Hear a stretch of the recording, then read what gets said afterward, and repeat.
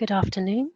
Welcome to our lunchtime webinar on the impact of COVID-19 on churches and charities. If you've joined us before, it's great to have you back. And if you're joining us for the first time, a very warm welcome to you. My name is Jackie Fletcher and I lead our Treasurer Services here at Stewardship. This is now the third of our dedicated lunchtime webinars since the UK went into lockdown back in March. In the previous sessions, if you were with us, you'll know that we dealt with the most immediate challenges facing the church, with the second session devoted entirely to furloughing employees. We'll therefore not be taking questions on employment issues today, so if you have any of those, please refer first to our COVID webpage and your own HR advisors, and if you're still unsure, you can email us and we'll do our best to point you in the right direction. But back to today, where we're moving on to looking ahead at the longer term issues that we will undoubtedly face in a very unexpected and uncertain future. For those of you who were able to join us for our first Q&A webinar, you will recognise today's panellists. It is my joy and my delight to welcome back Jeremy Anderson, who is the Church Treasurer at St Helens in Bishopsgate, Caroline Eade, who is the Head of Charities at Edward Connor Solicitors, and Stephen Matthews, who is one of our own senior consultants here at Stewardship. So if any of you are new to Stewardship, then let me briefly explain our vision, which is for the world to encounter Jesus through the generosity of his church. And we do this in a number of ways, but today's aim is to strengthen Christian causes, those that are represented here on the call today. We know that our God is bigger than anything we are facing, and we know that he has called us to witness Christ's love to the world, and we trust in him. But we also know that the coming weeks and months hold a great deal of uncertainty, and we will all face difficult decisions, and we want to respond with care and with integrity, and all of this grounded in prayer. So we pray at the start of this call that what our panelists share today will be helpful and challenging and encouraging, that you will feel equipped and know that you are not alone as you seek to serve God in your ministry for his ultimate glory. Amen. Now, many of you are aware of our dedicated COVID-19 webpage. You should see the link on the screen now, and this is where we share the latest advice and guidance on a growing number of issues that are affecting churches and charities. The content of this page is partly directed by the questions that continue to pour in. The page is updated regularly, so do keep it bookmarked for future reference. In a moment, I'm going to introduce Jeremy Anderson, who, in addition to being the Treasurer at St Helens, is also involved with two other very different charities. And he's going to take us through the planning processes that he and his fellow trustees are going through as they look at the longer term implications of the COVID pandemic. And after this, our panelists will address your questions. So thank you to those of you who've already sent in your questions. It's really helpful to receive those early. However, if you haven't emailed yours in, it's not too late. You can send in your live questions in the usual way. Click on the chat icon, type in your question, address it to all panelists, and we'll get to as many as we can on the call today. Please note that we can only answer questions as they generally relate to your church or charity and not on individual matters. So those of you who've dialed in purely on your phone, apologies, but you won't be able to ask a question on the call today, but hopefully our panelists, as they answer the questions of others, you will find what you need. And I'll give you the COVID webpage address and our email at the end of the call. So without any further preamble, I'd like to hand over to Jeremy. Welcome, Jeremy. Well, good afternoon, everybody. Our panel back on the 30th of March seems a long time ago now, and I guess all I think it will have moved on. But in addition to the questions immediately on furlough and employment issues, which were covered last week, there are a number of follow-up questions on, now that there's a bit of sort of time to think after the immediate actions, how do you develop plans for the medium term? And that's what we're going to talk about this morning. I'm here very much as a practitioner myself rather than professionals, but we've got Caroline and Stephen to back me up on that. What I'd like to do is to share what I've seen done by others that I think might be useful. And of course, if you've got additional suggestions on what you're doing, then please do contribute them through the chat. As Jackie said, my background is 25 years as a church treasurer. I'm also trustee of a number of charities, and that includes Oak Hill Theological College and Kingham Hill School, which is a Christian school in Oxfordshire. And then in the commercial world, I'm non-executive director of a bank and of an insurance company. And that can sometimes lead to a bit of tension. In the Christian world, we look to God's sovereignty and provision. And in the corporate world, we tend to rely on human wisdom. But actually, I found the combined approach of both pray and plan works well. Now, in terms of putting my opening remarks together, I'm very conscious that some of you will have experiences which I don't have. And I know that some of you have got some very specific questions, but what I've tried to do is to put together some comments that I hope all of us will find useful, but at least in the sort of questions which I've seen asked that I think are helpful, and then we can pick up some of the specific issues in the Q&A. Now, last time I spoke about sort of stage 1 immediate actions and stage 2 looking a little bit further ahead. And Jackie asked me if I would just recap what I said about immediate actions. I imagine most of you are doing this already, but I mentioned 3 last time. Number 1 is that cash is king, so preserve it. Most organizations get into trouble not because they can't succeed over the medium term, but because they run out of cash, and therefore controlling that well, managing that is absolutely paramount. So at the church, you'll see in the left-hand column there, we've already worked out what's an impact of a major drop in giving. In column B, which is the theological college, our income is very lumpy. So we've been doing now weekly cash flow forecasts for the next 18 months to see where our pinch points are. And then in column C, which is the school, we have a bank loan there for a new sports hall, and we've already talked to the bank and arranged a repayment holiday until the 1st of January next year. So in all those cases, it's saying, how can we actually control our cash? The second category was what I called no regrets decisions. So decisions you can and should make quickly. And I put pastoral care at the top of that. We are Christian organizations, and so although I'm going to talk about financial issues here, I do want to put that into the context of thinking about people first, the people we serve, and the people we employ. It's not just a financial exercise. At church, we find ourselves, we've moved most things online that we can do online. We've redeployed some staff who can't do things online into different areas. We furloughed some staff on full pay. We put cost controls in place. We've delayed capital expenditure and delayed projects. And we've also thought about some of the increased costs we may have. For us, actually, that's been around IT for people working remotely. For some of you on the call, I guess that may be increased demand for services or wanting to put in place hardship funds or other things like that. And then I think the thing we sometimes forget just at the bottom there is around communication. And this is really important, I think, particularly at a time of uncertainty when people really do want to hear from us. So we've been thinking about for our church family, for staff and so on, they need to know what we're thinking. They need to know we're caring for them, but also that we're protecting the organization. And I think this is important for givers and supporters also. They need to be reminded of what our needs are, both in absolute terms and relative to others. I think if this gets really bad in parts of the world like Africa or India, then we may see some really distressing human scenes and some very visible needs there.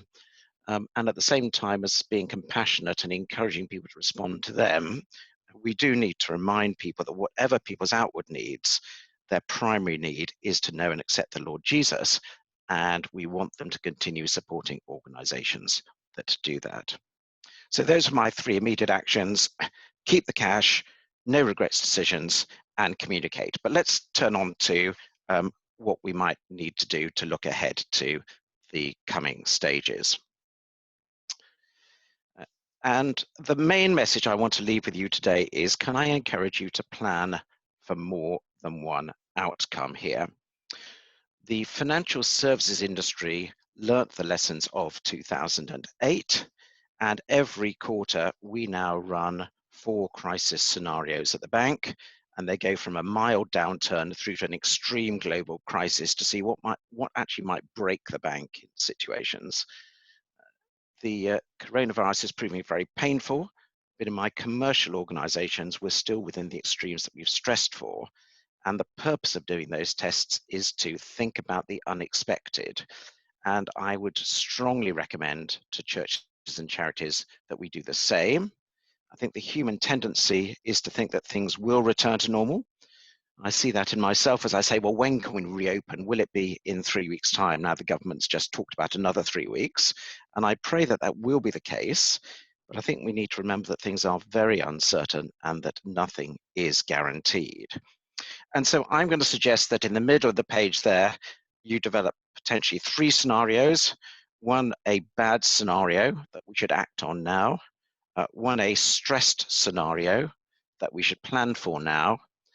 And one, a very stressed scenario where we should be developing options now.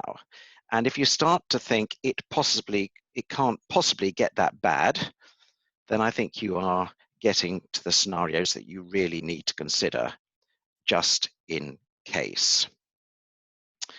What I find useful to develop those sorts of scenarios is the question you see on the left-hand slide there, the sort of what-if planning. So how long will this go on?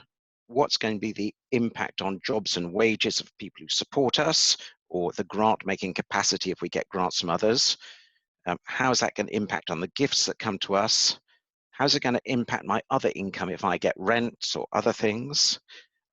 Are we going to see competing demands? What I've just talked about giving being directed to other causes instead. What can I do in terms of reducing my costs? Where may our costs increase? And what course of actions should we take? And I'll talk a bit about each of those in just a moment and how we might look at that. But on the right-hand side, I think it's worth remembering, particularly for those of us who are treasurers, it's not just about financial planning. I think first and foremost, it's about keeping our organizations thriving and safe. But I do think there's a communications aspect to this, because as trustees, we have collective responsibility, and we may be looked to by fellow trustees for guidance, but we need to think, how can we help them take collective responsibility as we navigate this? And then we do also have fiduciary duties, so that if ever there was a situation where we thought the charity was no longer viable, then we need to know when that point comes and take the right actions so that we can avoid it. Now, I hope that's going to be very scarce, and I think it's extraordinary the way the Lord provides for us in so many ways, and I'm sure he will do that again in many cases. But I think the benefit of thinking about what if is it helps you to avoid that point of no return. And then if you think you are getting close to that, to take the professional advice that we need. So in one of my organizations, where if people come and train with us, there's a 2-year commitment on that training. If ever we thought we couldn't deliver that full 2 years, we need to know in advance so that we can decide to take that sort of action. That's the sort of thing which I'm thinking about. So what might this look like in practice? On this next slide, what I've done is just put together a fictitious budget of what a church or a charity might look like in terms of developing those stressed examples. The left-hand column might be my 2020 plan. I've said this is a medium-size church here potentially, so maybe these are thousands. I'm expecting gifts of 100,000, pledges of 100,000, some rent 20,000, some grants, and some other income. So 2020 plan, 230,000 on my income side. On my cost side, I'm expecting 150,000 of staff costs, 50,000 of operating costs, 5 going on mission, 15 going on other, 220,000 of costs. I've got 10,000 left at the end. I'll put 8,000 for capital expenditure and 2 into reserves. Just fictitious, but a simple example for us. In my bad scenario, you'll see the yellow boxes there where I've changed it. And I've said, well, what if gifts went down by 10%? If my pledges, they may not be as sticky. They're not coming in maybe through standing orders. That's what people said they would. So maybe that's down 15%, rent down 10%, grants down 20%, other down 20%. So my income's now down by down to 201,000. I can trim a bit on my staff costs. I could take something off my operating costs if I'm not using my buildings. I've got some other costs that may come down. I may have some costs that go up, the cost increase line there of 10,000. And now I'm looking at costs have come down, but not as much as my income. So I'm saying, well, I can't spend all that capital expenditure. I'll save 2,000 for stuff I really must do, essential maintenance. And now I've got a deficit of 13,500. In the stressed column, I said, well, gifts here go down by 25%, pledges go down by 25%, and immediately I see that my cash flow is negative 37,000. And in my very stressed scenario, I've seen that gifts have come down by about a third, pledges have come down by a half, my rent's down by a quarter because I can't rent my buildings out again until September, say, and I'm now at a £75,000 deficit. Now, I would stress none of these are actually going to happen in practice, but I think the whole process of going through imagining what could happen, preparing for it, and knowing when to take those plans and actions is the really important thing to do, and particularly where you need to get a group of people involved in it. So when it comes to getting that group of people involved in it, on the next slide, just think a little bit about how you might want to communicate that. Because I think what we're trying to do here is help people bring together collective wisdom. We may be very familiar with facts and figures, but one fellow trustee recently said to me, Jeremy, that graph is really helpful because I don't really understand all these facts and figures. And yet I think we want everybody involved in thinking about, what are the scenarios? Are they realistic? How bad could it get? What are the creative options we can think of? How could and should we reduce costs? How can we raise funds? What are the more drastic options we should consider?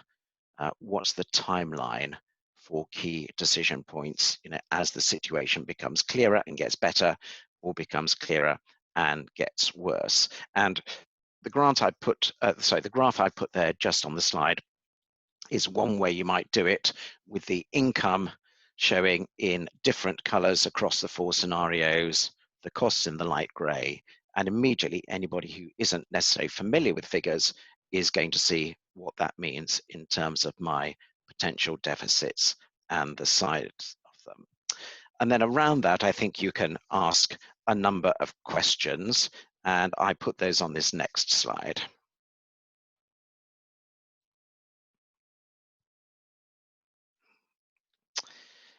And you'll see I put 6 groups of questions. You'll have many different more for your own particular ones, but I think most of these apply to many churches and charities. So at the top left, I think as soon as we know what that updated budget might look like, then we can start to say, where are those cost reductions? Where can we put some capital expenditure on hold? Can we delay our payments?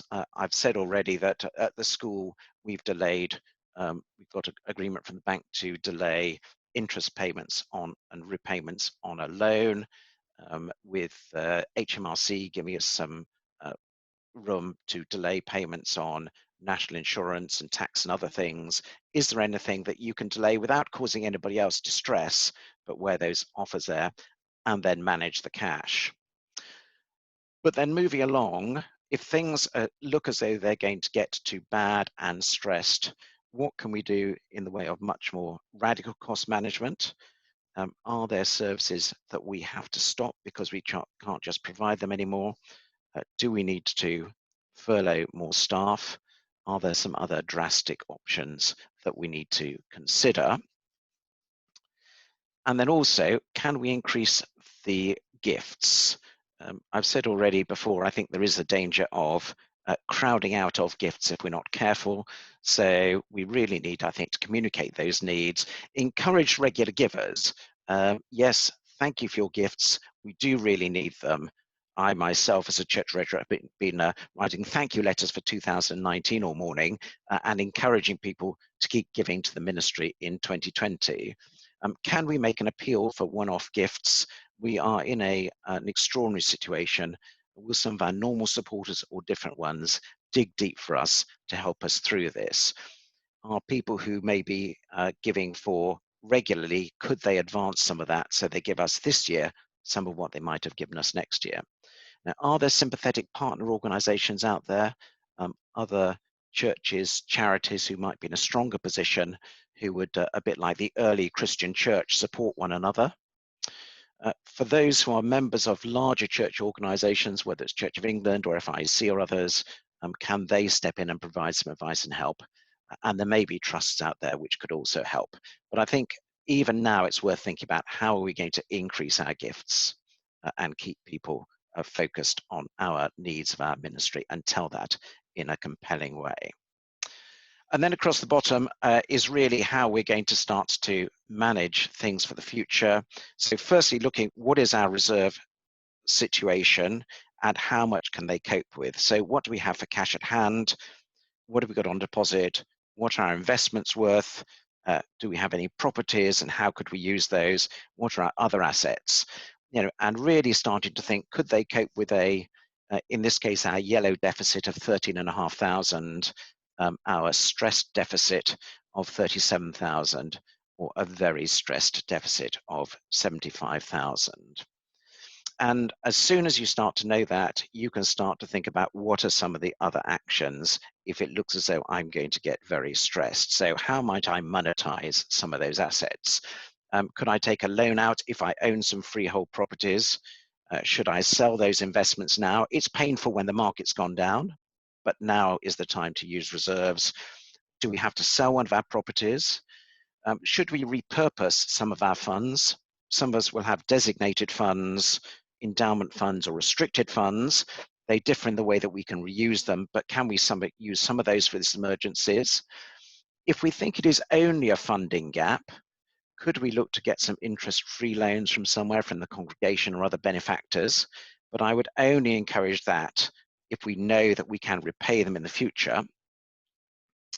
And then the painful question on the right, you'll see against the 75,000 deficit there, you know, are we still viable? We do have those trustees' responsibilities.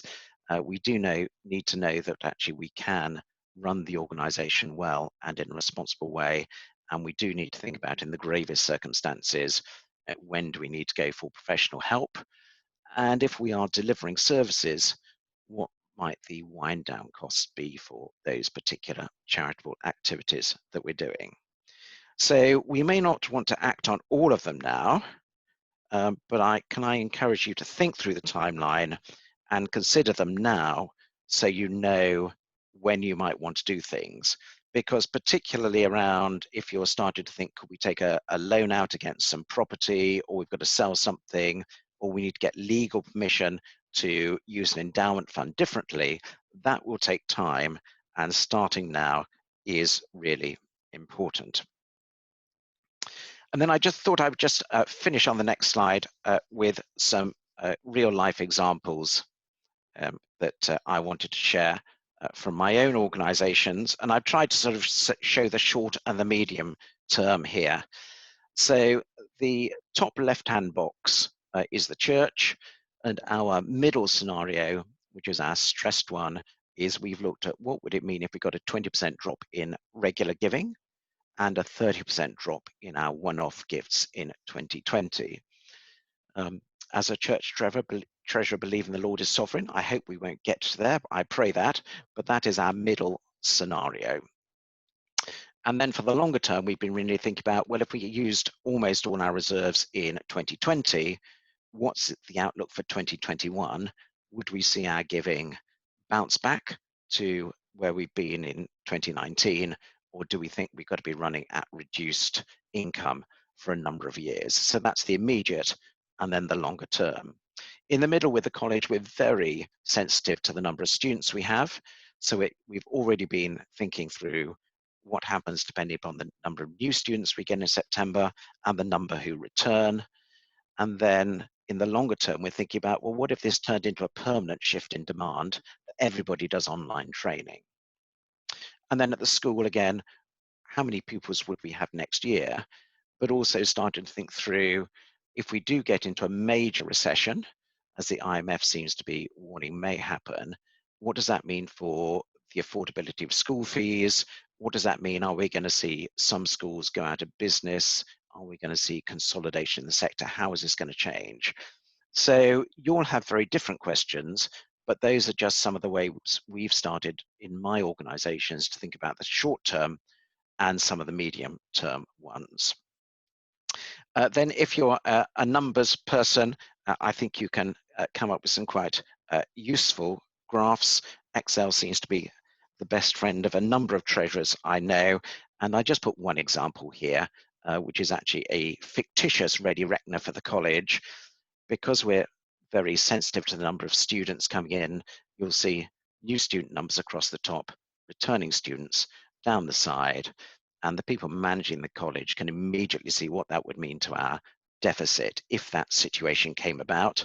And for the trustees, by highlighting just 3 of them in green, amber, and red, they immediately get a feel for how can they relate to what they see going on in the real world, impacting on their finances of the organization where they have those trustee responsibilities.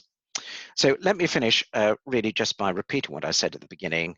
Don't assume things will return to normal as quickly as you hope.